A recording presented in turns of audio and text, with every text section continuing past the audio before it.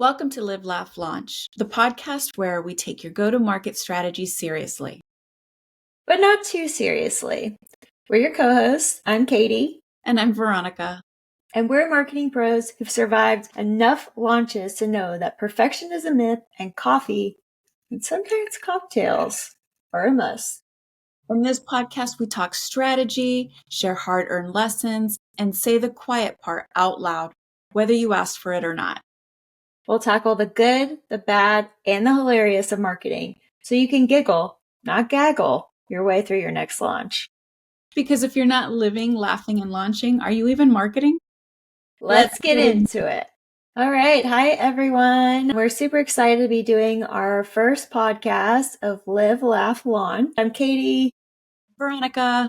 And we're going to share a little bit about ourselves, our backgrounds in marketing, and just maybe have a laugh. We're friends, so hang out with us. Yeah, we're going to tell you a little bit about why we got into marketing, particularly our backgrounds. And just like Katie said, let's have some fun with this. Awesome. Let's get into it. So, Veronica, tell me a little bit about your whole marketing career, and then tell me a little bit about more recently, like getting into product marketing and why you decided to do that. Absolutely.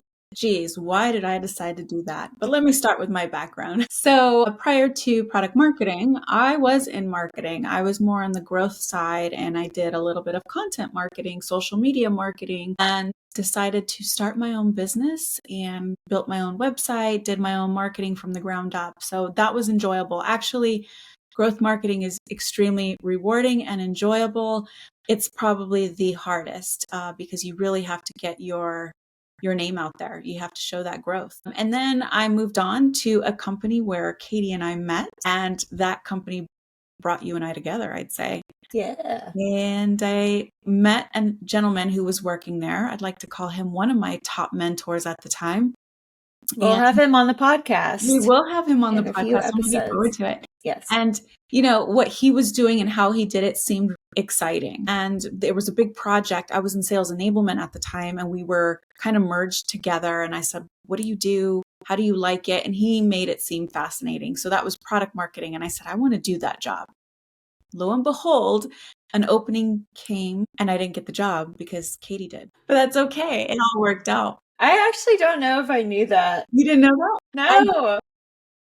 I applied for your job, product marketing, but Volker was already speaking to you about the role. And it was okay because my boss at the time in sales enablement was like, yeah, I'll support you if that's what you want to do. So I kind of lagged on it because I was like torn, but your name was already in the hat. You were already like going through the process, but they were interested.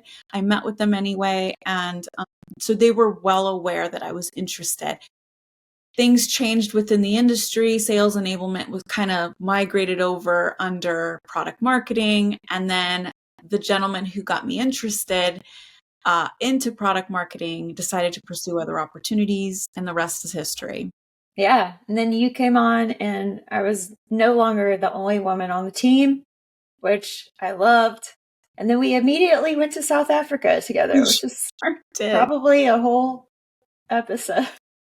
Yeah, that was a fun time. So the good thing, you know, we worked remote, but we met each other at sales kickoff in person. Yeah, and Atlanta, I think. Yep. So what would you think about like when you first started that in product marketing? What were some of the challenges that you faced in product marketing? Because there are some confusions and challenges, and it's a big role. Yeah. So right now, I am operating in a head of marketing capacity for a startup. So I'm doing something a little different. But just to give a quick background, I have about 7 years in content marketing. And then I transitioned over to product marketing also about 7-ish years ago. So almost 15 years of experience in marketing, different size companies, industries, all those things. So when I went into product marketing specifically, it was kind of an easy transition for me. People always ask me how to switch, and I do have some advice, but I feel like I got lucky as well. So I was in content marketing at the time for a company, software company that did data erasure. And I had been there for about 2 years or so, I think. And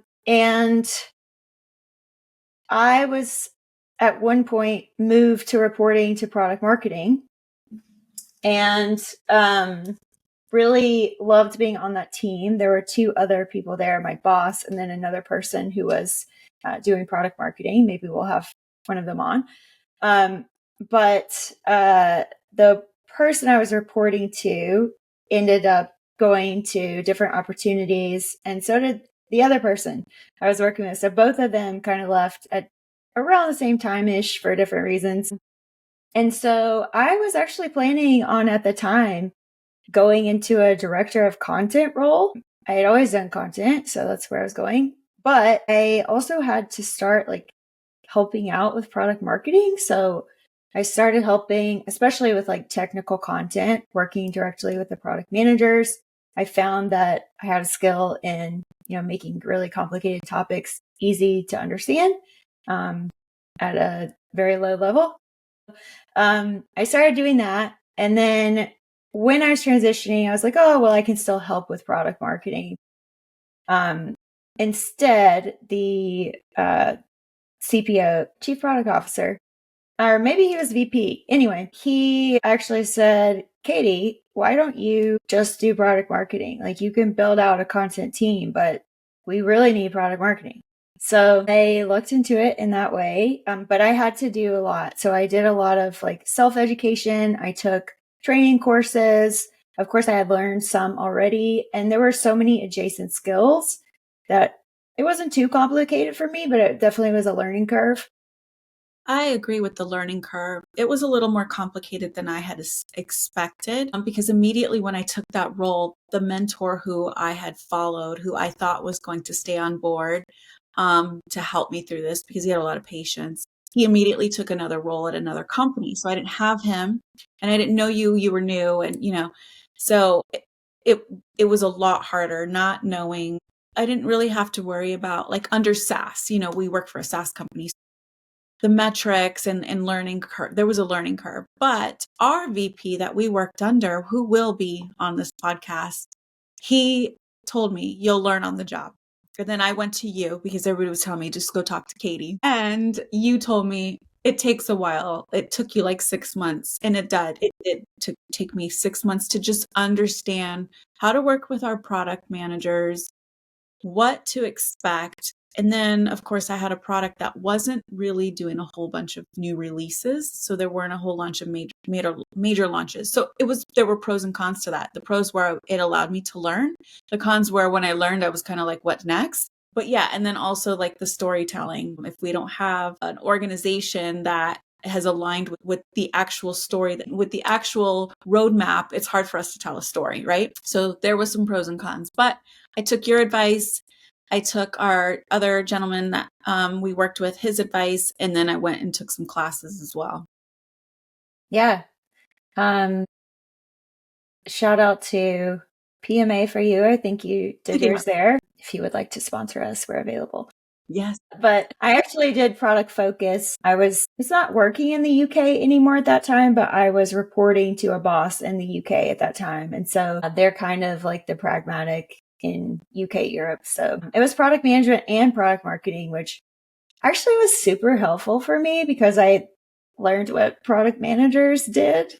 I think that's something yeah. I'll never forget my first meeting transitioning in with no background, no experience. And I didn't even have to work with the product team in sales enablement. I worked with like the product marketing managers, customer success team, the VP of sales, and the sales leaders, right? I didn't have to work with the product managers at all. So my first meeting, it was like, I didn't know what to ask. I didn't know what I was supposed to be doing. I'm like, what the heck? And, I'm trying to like Google, what am I supposed to be talking about with these people? And then that wasn't like a black or white, there wasn't ChatGPT back then either. That wasn't a black and white answer, And I think I sat in on one of your calls and I was like, okay, this makes sense. This is what I'm trying to get. So, it was a lot of like trial and error. I remember that. You sitting in, not the trial and error part. Yeah. But yeah, so we're going to talk about all kinds of marketing here, really focusing on go-to-market launches. specifically. It's in our name. So we'll talk about everything that's involved in that, all of the different roles, people, departments, things you got to do, the whole checklist if you have one. Should you have a checklist? Should it be different for every launch? So I've set up a product launch process 3 times now, and Veronica was very involved with the last time. Experience. Yes, that really, I mean, I was part of launches, but prior to us actually taking it over, it was a different process. And when we took it over, that was very like eye-opening. We made it to where it needed to be. That helped me like go through research and like how should it be. And I think we did a damn good job, actually.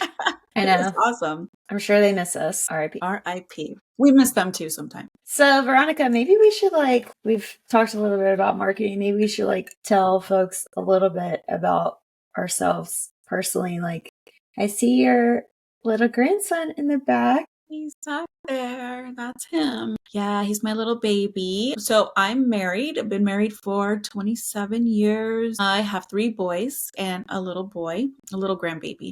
And I'm originally from California. Let's, give a shout out to those out there who are experiencing such a tragedy with these fires. But Crazy. yes, it's crazy. It's really, really sad. Devastating. Sad's not even the word. And I live in Florida. So, lived here about 20 years now. Yeah, about 20 years. So I'm a Floridian, if you like to say that as well, but I still claim home as California. Just, enjoy traveling. We travel a lot. And yeah, just having a good time. Always. Yeah, sounds good. I am also married recently. Yes, congratulations. I saw your beautiful pictures. Thank you. So that's very exciting. I live in New Orleans. I've been here a little under 2.5 years. So you're not from New Orleans ever if you didn't grow up here, but you get maybe an honorary pass after 20, 25 years. So I have a long way to go, but I do enjoy living here, and you can see I have my little Mardi Gras beads glass here. Like you were adopted immediately into it because your ins and outs, and you are so into every single activity that's there. Yeah, it's super fun. I'm in a few different crews for Mardi Gras, and yeah, it's just that's actually just kicked off. It actually lasts 8 weeks, carnival. So Mardi Gras is at the very end. A lot of people don't know that, but yeah, I'm in the midst of it, which is awesome. But we'll get more parades starting soon. Yeah. What else? I also love to travel. I like to write. I love to dance. One of the crews I'm on is a dance team. And previously I did a lot of theater as well, although I'm not doing any right now. So I love performing. I love the arts, all those things. That's one thing I like about marketing, definitely, is the creative piece. And that's one reason I'm now a head of marketing role, so I could go back to being a little more creative, which is exciting. I started noticing that. I follow your LinkedIn, and I notice you're lucky. And I'm not saying that in a weird way or anything like that, but I've noticed your creativity come out. It's not like you have to, it's just shining through the webinars and everything, that you get to be you, right? And sometimes when you work for a company, you have to be them. That's what I'm experiencing a little bit now. Everything has to go through every little hoop in the organization. So I don't get to be me, but it's really cool to see who you are and, all that creativity come through. Thank you. Yeah, we're super excited to be building the brand and doing some of that growth marketing, and lots of work to do, but we're getting there, and really just started from scratch 3 months ago. So I think startups are fun. Yeah. I mean, because of that, if they trust you and your skills, and you can have so much fun with it. And like I said, just be you, be that voice of the company, but show your creativity, let it shine through. I think that's amazing. Yeah, it's definitely fun. So cool. What else should we talk about? Let's talk about how to get into marketing, right? I know people who've majored in accounting and they're now marketers. Yeah. I majored in business management and marketing, and I'm in marketing, but I didn't think I was going to get into marketing, right? But I think the creativity, if you're not a numbers person, I'm not a numbers person. So if you're not a numbers person and you're more creative and you like to write, I think that's the best way to just like tackle marketing. But there's so many types of marketing. Yeah. Like right now, I'm in product marketing, your growth. Well, you're head of marketing, so you're like everything. You get to lead everything. But like my favorite part of marketing, and I will be 1000% honest, is the growth part. And when I started my business, just like getting the website started, I did it myself. The logo, I did it myself. Anything to like save money because, you know, startup, the collateral, I did everything myself. But later, as I got into other organizations, just leading that, that's just like exciting, I think. There's definitely so many different parts of marketing. I have contractors in almost every area right now helping me out, which is awesome. But yeah, there's so many different things you can do. You can be in ops and you can actually love numbers and reports and all of those things and have a more left brain approach. Or yeah, you can be on the more creative side. You can be in design, you can be in content. Or you could, you know, eventually roll up to a CMO and kind of have oversight over all of those things. So it's definitely a super varied role. And for me, I actually got a master's degree in English and I studied Canadian Lit, which is very random. But I was in Vermont and I started as a copywriter. I had originally had goals to be a professor. Decided not to do that. So I was like, okay, I started college going into like communications, public relations. So maybe I'll like think about that. So I applied to be a copywriter. I got a job, SEO copywriter specifically. And that helped launch me into more general marketing and then into content marketing, which is where I kind of found my home for many years. For those who are new to marketing, how would you describe content marketing? Like, what does a content marketer do? Because a lot of times, like, oh, I'm in marketing, and people just automatically think she does, you know, the content piece, or she does social media, or, you know, they just think we do it all. Let's describe what that content marketing field is.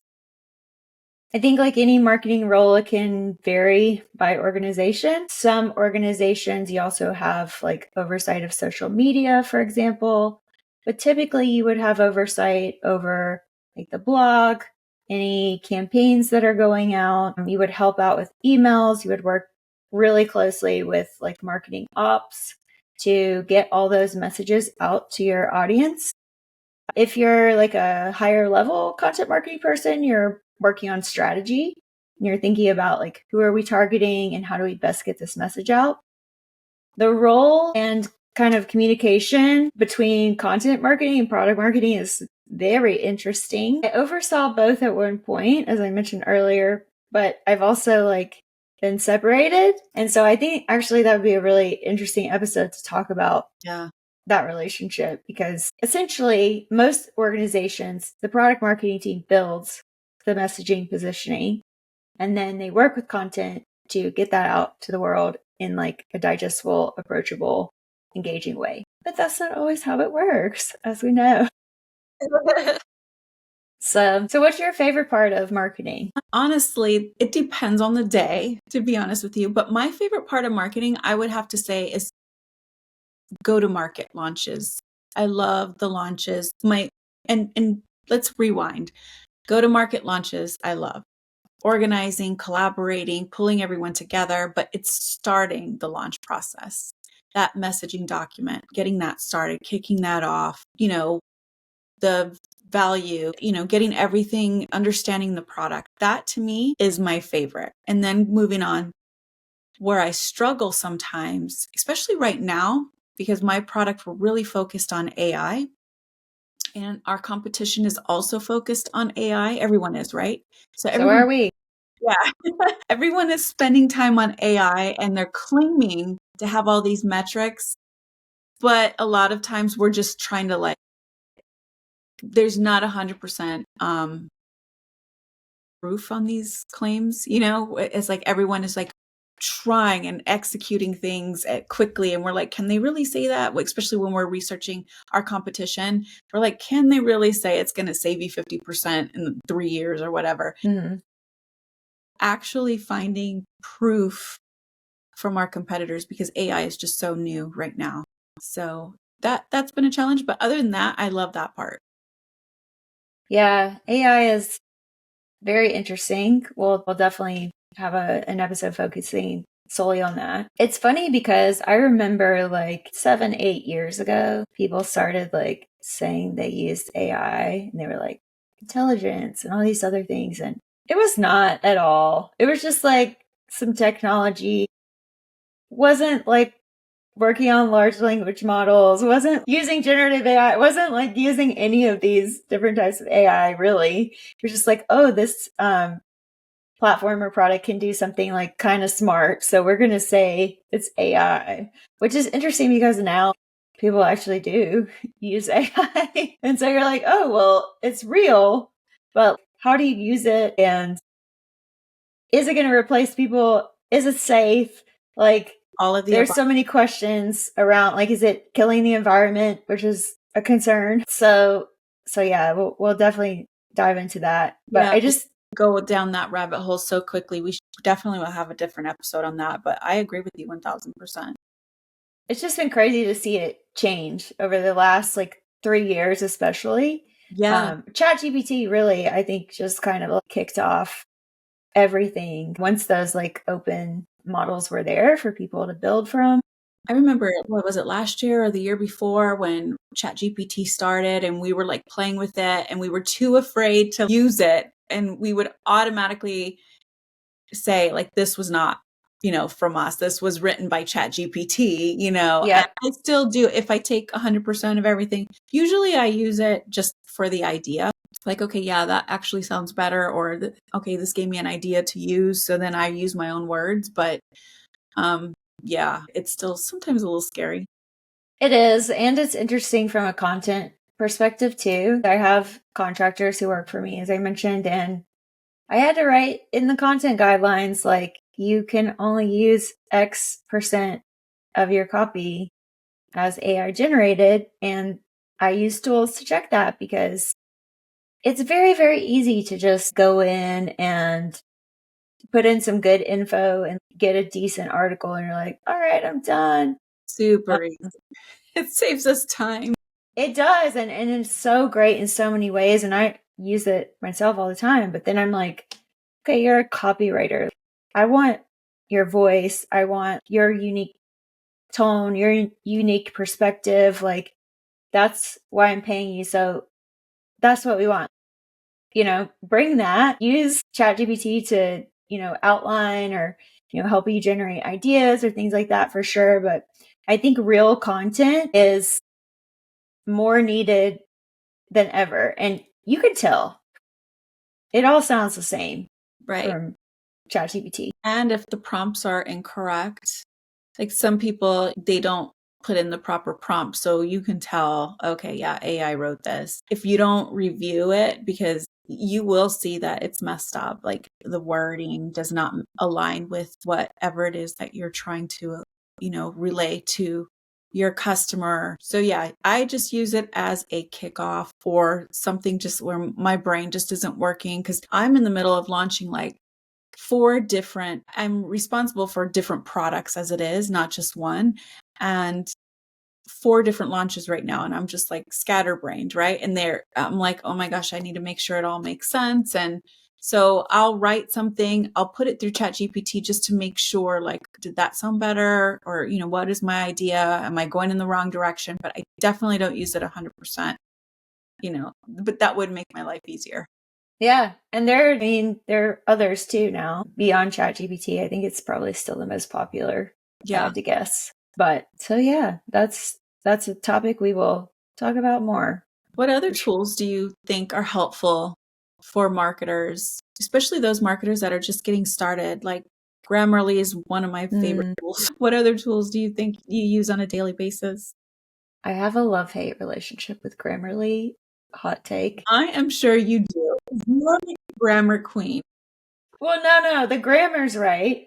But sometimes you don't want to be grammatically correct. It sounds weird. Oh, that's true. I the other day and I was like contemplating, like, it just didn't sound Like right. whom, or like, weird stilted language that's technically correct, but no one speaks like that. And, True.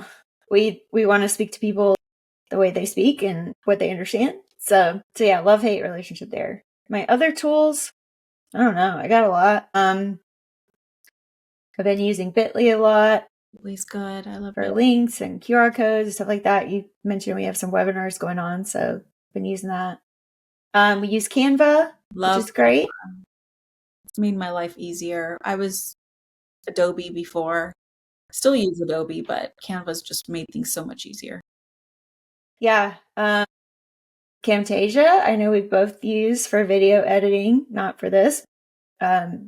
Super inexpensive and like has all the basics you need.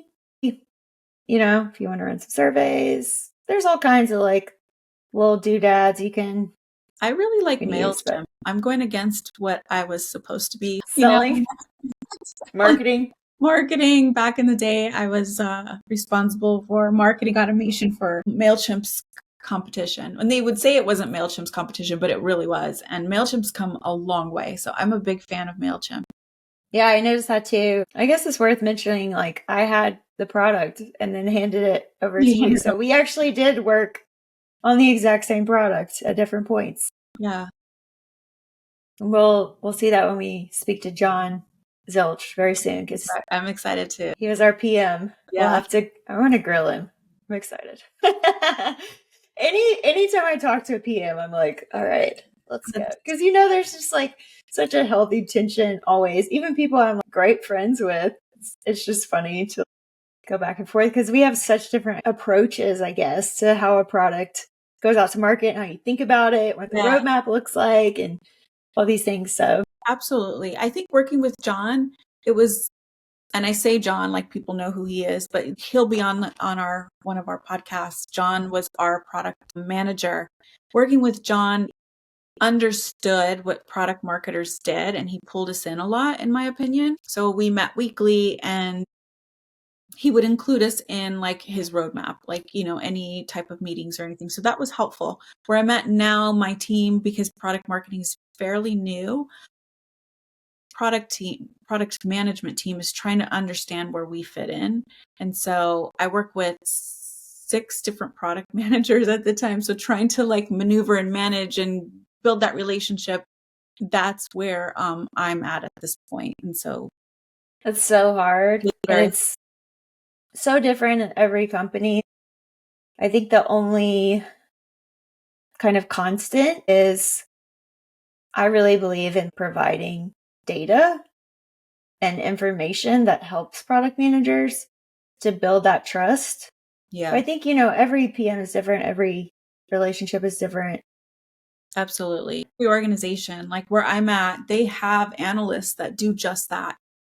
So it's helpful for me because I can go to the analyst and say, hey, what is X, and what are we trying to accomplish here? And we can help each other.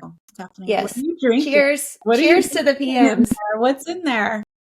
Well, we have cocktails in our intro, so I had to have a little cocktail, and I don't have any water, which is not great. But like, it's so little. This is not an ad, but y'all can sponsor us if you want.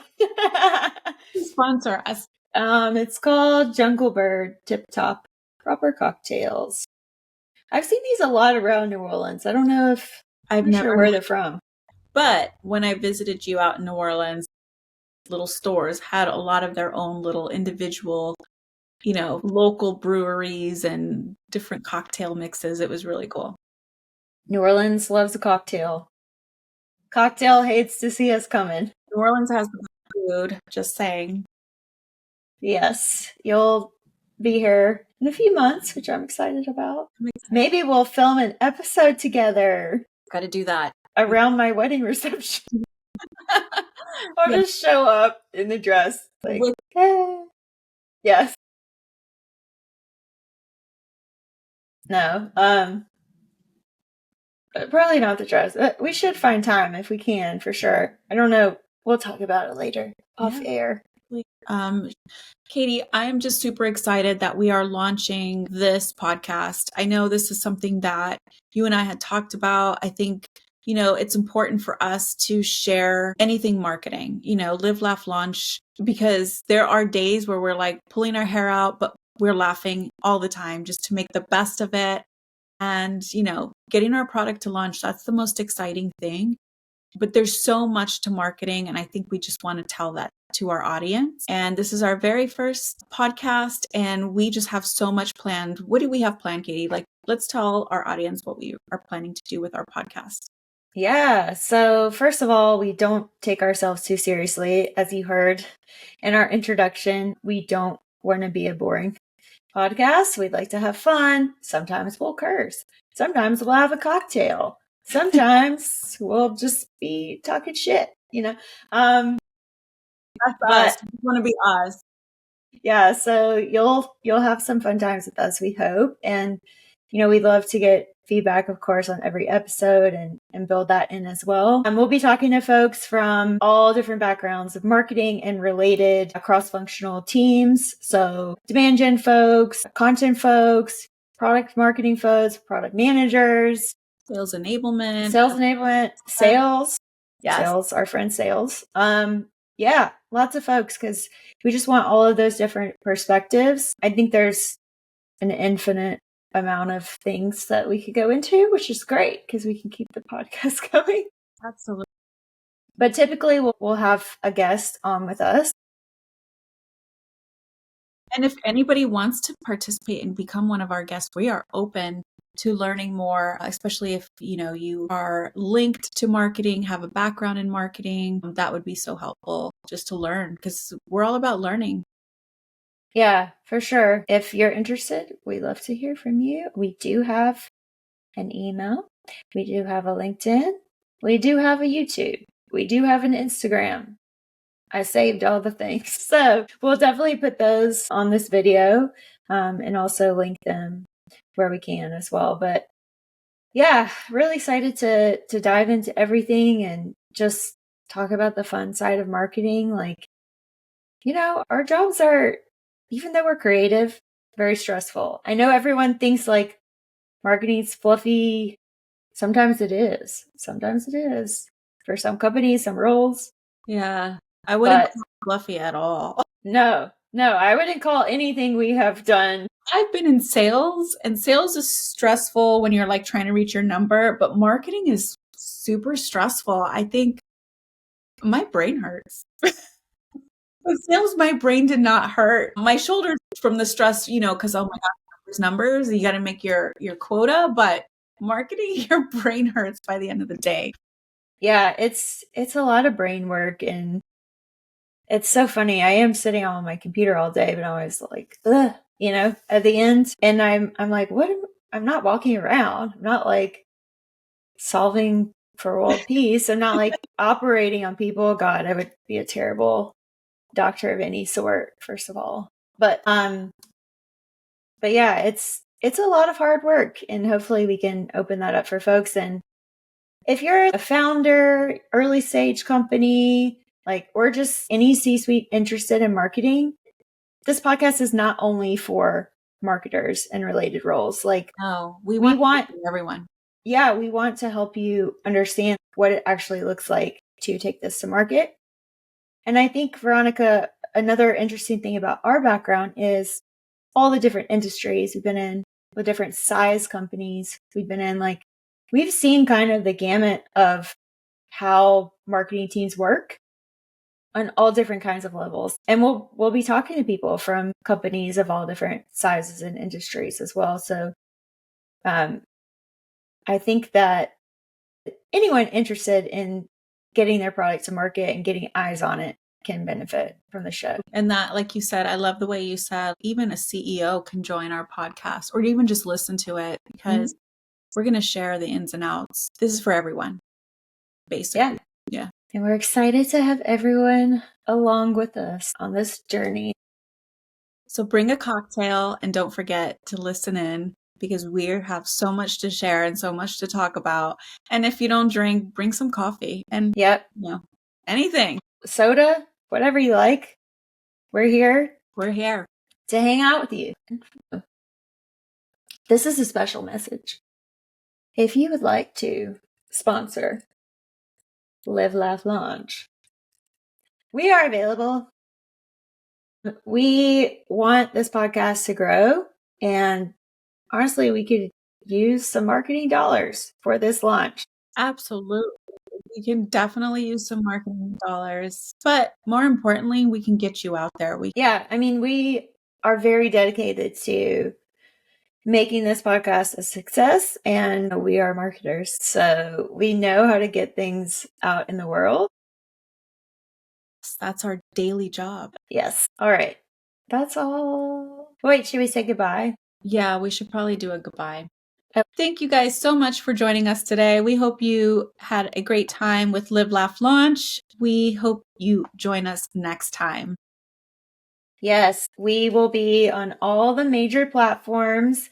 You'll see our lovely faces on YouTube, and you'll hear our voices on Spotify, iTunes, and wherever else we decide to put this podcast. Don't forget to follow us on social media. Yes, we have all the social media, and we'll be posting on there as well once we get up and going. So check us out, follow us, and leave us some comments. What do you want to talk about? Let us know. Signing off. Hasta la vista. Y'all, we were talking after the podcast, and we thought it was worth mentioning that we are part of the neurodivergent community. We both have ADHD, which is quite fun. But no, we were just like, oh yeah, sometimes I have brain fog and I can't think of this one word. And so maybe we should point this out to people. It's kind of like a superpower and also really challenging to have ADHD. Blessing and a curse. Yes, for sure. But no, we want ADHD. I literally interrupt people all the time, and I don't mean to ever. Well, I give you permission to interrupt me, especially when my brain goes, when I forget those words. Please just fill in those gaps for me. I mean, same to you. But we just thought that was worth mentioning and acknowledging, because we know that it's it can be super challenging for folks, depending on what level you're dealing with and how long you've known and been diagnosed and all these things. So if you need support or have questions, we're happy to answer those here. Absolutely. All right, y'all. Peace out. Signing off.